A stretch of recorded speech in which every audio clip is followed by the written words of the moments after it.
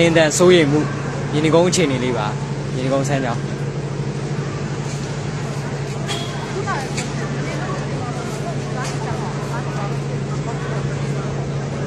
ဒီအားလုံးစိုးရိမ်ကြောင်းကြမှုနဲ့ထွက်လာကြပါရဲ့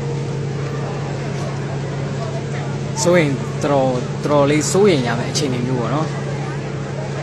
နည်းနည်းနော်ကြောက်တော်ရင်မို့လှိမ့်လား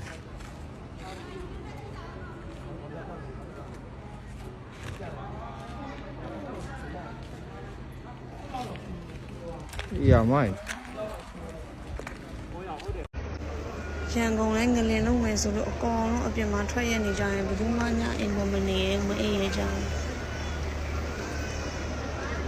အကောင်လုံး